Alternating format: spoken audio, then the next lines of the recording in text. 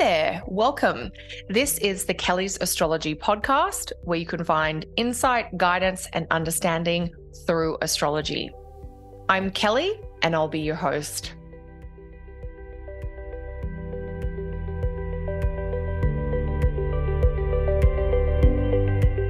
Hey there, thanks for joining me for another episode of the Kelly's Astrology podcast.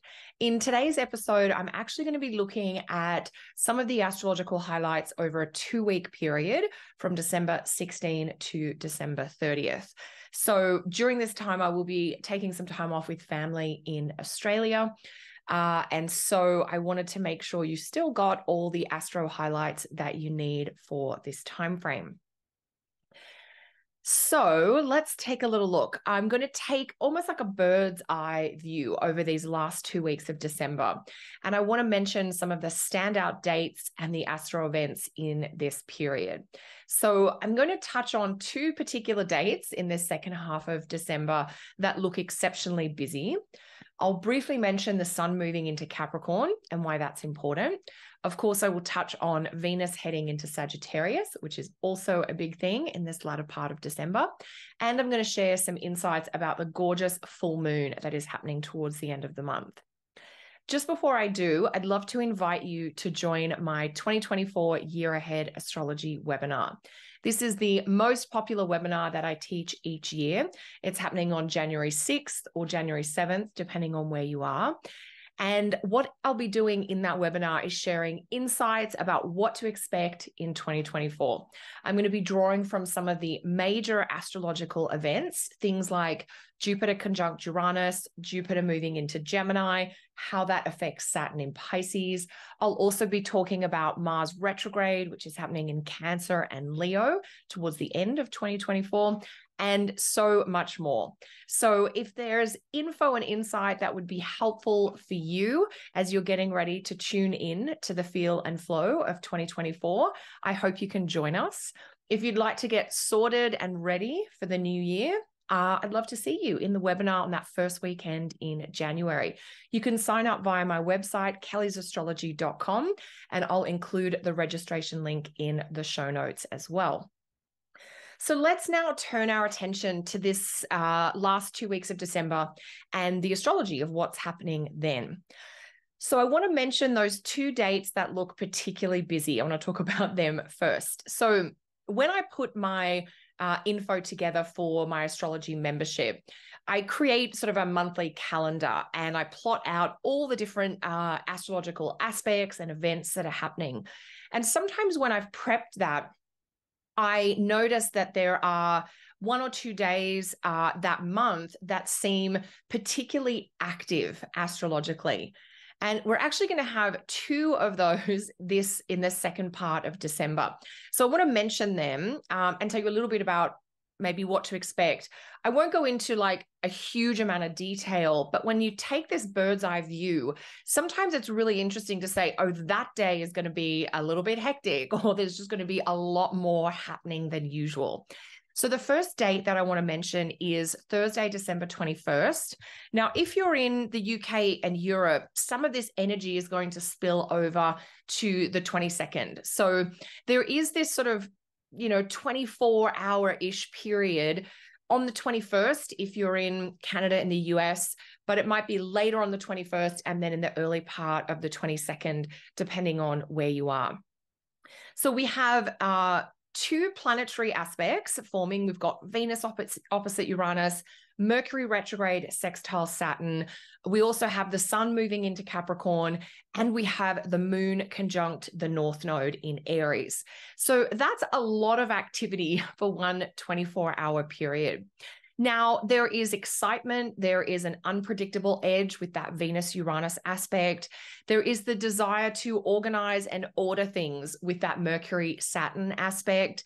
There is an enthusiasm or an impatience to take action and get things done with that moon in Aries with the North Node. So there is this real sort of compelling desire to move forward, to make things happen, to take action and make decisions. that moon with the North Node in Aries, that's an aspect that's happening every month. But this month, when it happens, the moon is in its waxing phase. It's in its most dynamic quadrant, the second quadrant, if you like, which is known as the summer quadrant when we're looking at temperament and the moon phase. And so the moon is most dynamic, most bold, and most courageous in that phase. But of course, we know bold and courageous are also moon in Aries words. So that drive and that desire to really do things and make things happen, so strong on the 21st. A little bit of chaos, a little bit of unpredictability with the Venus Uranus, and of course, the sun coming into Capricorn. I'm going to talk a little bit more about the sun in Capricorn specifically. But suffice it to say, December 21st feels like a high energy, high activity day where you're probably juggling a variety of different tasks. Some things are going to plan and some things are not going to plan. So you're definitely going to want to be flexible, but you're also going to want to trust your instincts and make decisions on the fly. So December 21st, high action, high energy day. The second day where there's a lot going on astrologically is December 27th. Now, again, that might spill over into December 28th if you're in the UK, Europe, and Australia. If you're in Canada and the US, there's three aspects happening on this day. We've got Mercury square Neptune, we've got the Sun trine Jupiter, and we've got Mercury retrograde conjunct Mars. Now, two of those aspects are a little more problematic, the Mercury-Neptune and the Mercury-Mars aspects. So December 27th looks like there's a sort of heightened swirl of energy, maybe mood or feeling is really active, but we don't have a lot of clarity. So we might be overreacting or we might be responding to things that aren't actually real. So we're going to have to be a little bit cautious and we're going to have to be a little bit patient because there's a foggy energy around on the 27th that might mean things are not clear or we don't kind of have as much information as we think we do. The Sun trine Jupiter aspect, which is also happening on the 27th, that's actually a really golden, supportive, vitalizing aspect. So that's in contrast to those two more troublesome Mercury aspects on the 27th. So I hope everybody gets a bit of the Sun Jupiter aspect, which is confidence and self-belief and kind of grounded planning or steady progress. There is this really lovely generosity energy that comes out of that. So I hope you get to taste or experience some of that in addition to navigating some of the bloopers or the mix-ups or the kind of lethargic energy that can come out of the Mercury-Neptune and the Mercury-Mars. That's also happening. So just from that bird's eye point of view, December 21st or 22nd, and then December 27th, maybe into the 28th, depending on where you are, really busy days astrologically. You might find you've got a lot going on, or you're trying to make a lot of decisions in a short space of time. So I wanted to give you a heads up about those. Now, we also have a few planets that are going to change signs in this 2-week period. One of them is Mercury, which I spoke a little bit about in the previous episode on Mercury retrograde. So I'm not going to revisit that material now.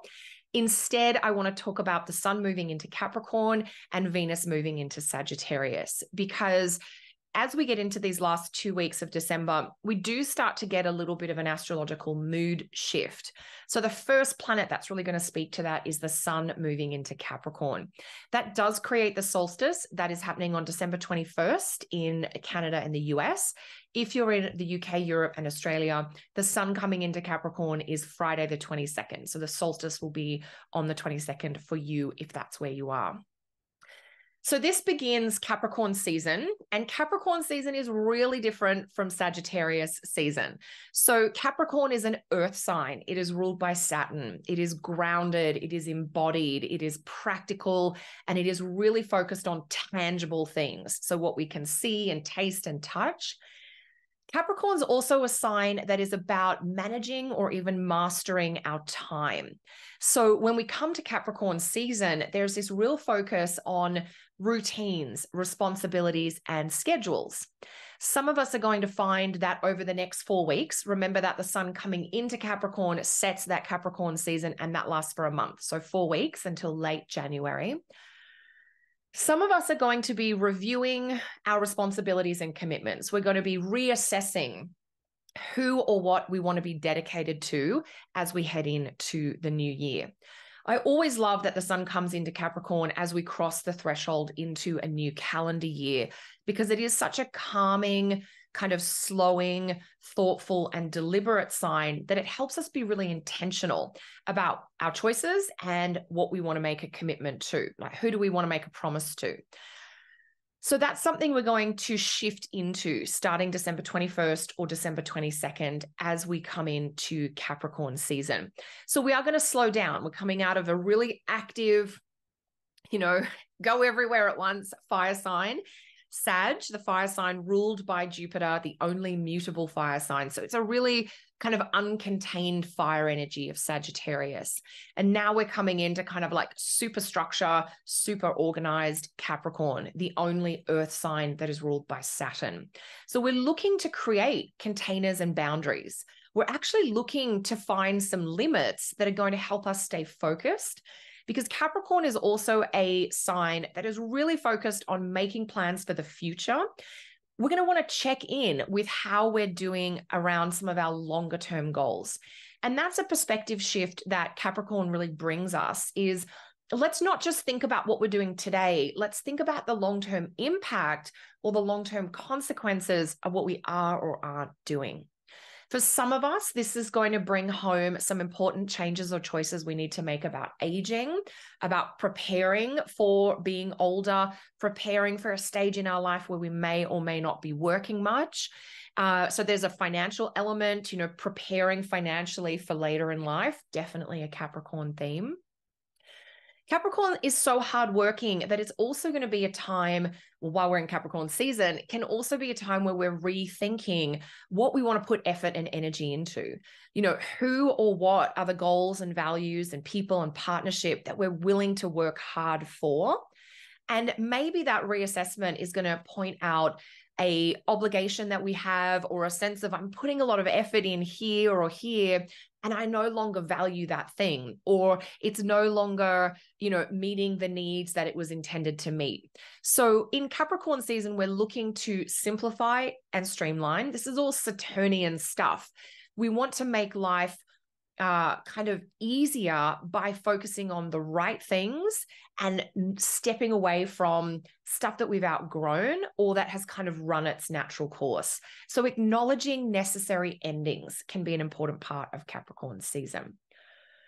So that's kind of the practical, more serious, kind of more adult, mature influence at the end of December, which is Sun in Capricorn. So the next planet to change signs is Venus, and Venus is going to shift signs on December 29th, moving into Sagittarius. That'll actually happen on December 30th if you're in Australia. Venus moving into Sagittarius, totally different vibe, totally different energetic shift to the sun coming into Capricorn. Venus coming into Sagittarius is adventurous. It is fun-loving. It is enthusiastic, confident, and expressive. Technically, it's an improvement for Venus. She's coming out of a sign where she has that detriment designation and into a sign where she's more neutral. And that can bring some improvements where life and love and enjoyment are concerned. So Venus in Sagittarius is definitely lighter and more hopeful, and is going to bring this lively, engaging quality back into all of our lives in varying ways. Venus in Sagittarius, being so adventurous, so open-minded, so willing to try new things, might inspire you to take a risk or to try something that's outside your comfort zone. Venus is going to be in Sagittarius for about 4 weeks until January 23. She's got a few key aspects she'll make in Sagittarius. Some of them are more kind of thoughtful and restrained, and some are more uplifting. But in general, Venus in Sagittarius is certainly an improvement for Venus. And I hope that each of you gets a chance to connect with some sort of fun-loving, maybe spontaneous, adventurous experience at some point in the next 4 weeks. So you can see how, as we get to the end of December, the sun finishing its time in Sag and moving into kind of grounded Capricorn, and then Venus wrapping up her time, sort of delving into the mysteries and the murky waters of Scorpio, moving into Sagittarius. We've got two very different signatures coming in as we head to the end of the year. Finally, in this episode, I wanted to speak to arguably one of my favorite lunations in quite some time, which is the full moon in Cancer. That full moon is happening on December 26th, if you're in Canada and the US, at 4 degrees of Cancer. If you are in the UK, Europe, or Australia, that full moon is going to hit on the 27th. So it's a bit later in the day. Now, this full moon is the first full moon in literally months where we do not have Mars causing problems. So I'm really looking forward to that. Will it bring some good things? I think it might, but in many ways, this is a full moon there is an absence of an irritating, problematic energy. So even if it's just kind of neutral, that's a massive improvement on what we've been dealing with the new and full moons over the last couple of months. So this full moon is in Cancer. It is going to highlight nurturing, safety, and belonging. You might focus on quality time with loved ones. You might spend time in a place or a setting that really makes you feel secure and protected. You know, there's this theme of nourishment and sort of that idea. When I think of the full moon in Cancer, I think about wearing something really cozy, like rugging up with a blanket or wearing your favorite t-shirt, eating some food that is just really nourishing. It's both, there's some foods that are just really enjoyable and really good for you, like a great salad or a beautiful pot of soup. So this sort of theme of nourishment and nurturing is so emphasized by this full moon in Cancer. It is a super lunar or super moon themed full moon because the moon is its own lunation ruler. So the full moon is in Cancer, Cancer's ruled by the moon, and the moon is in Cancer at the time of the full moon, of course. It's a little bit of a sort of a tongue twister, but basically it's like super Cancer, super moon themes. There is a lot about femininity. There is a lot about family and belonging and connection. There's a lot about bonding. How do we connect and form those attachment ties? Who do we feel safe to do that with? There's also a lot about food and feeding our bodies in a nurturing, really nourishing way, like highly nutritious food. But there's also something symbolic about feeding the soul or nourishing the things that are really important to us. So that's where we might get into the quality time with our loved ones, because when we do that, we're really nourishing the bonds between us and the people that matter most. Because this full moon is in Cancer and it's ruled by the moon, it's so lunar, it's going to highlight mood and memory. It means that you might be reminiscing about the past. You might spend time with special people and make new memories for the future.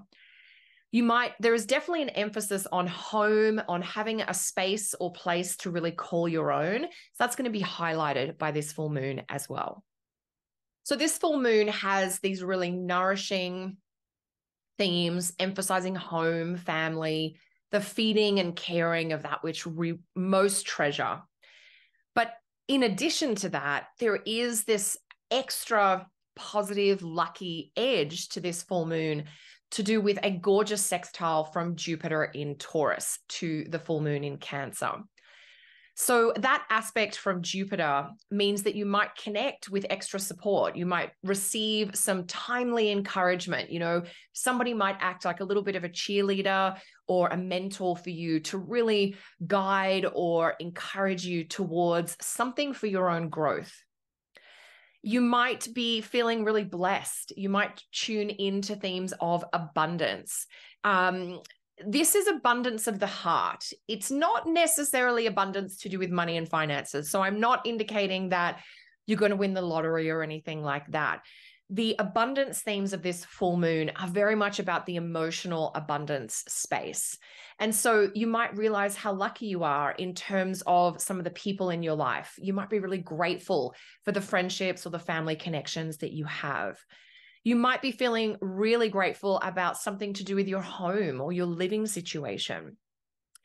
And I think this full moon also offers the possibility of being able to do some healing around family matters or around topics linked to your own ancestors and your ancestral lineage. So this is it's a full moon that highlights safety, but encourages us to move towards the people and the settings or the opportunities that are most safe and stabilizing and calming for us. So that is, I've been looking forward to this full moon in Cancer for such a long time. I hope it brings you just a lovely experience of some kind. I hope you get to share your own generosity with the people that matter with you. And most of all, I hope you get to make some great memories with the special people in your life. So that's December 26th or December 27th, just depending on where you are. Thank you so much for joining me today. And thank you so much for supporting me in my new podcasting adventures throughout this year. If you have been enjoying the show, please like, subscribe, or follow along wherever you are listening. I've reached now 6 months of doing the show, and it has been so much fun. I've enjoyed it much more than I thought. And I look forward to sharing more with you in the new year. Whether you're celebrating or not in the next couple of weeks, I wish you all a really happy and restful end to the year. If you would like some juicy astrology insights to help inspire you for the year ahead, I hope to see you at my 2024 Year Ahead Astrology webinar on January 6th. Until next time, everyone, take care.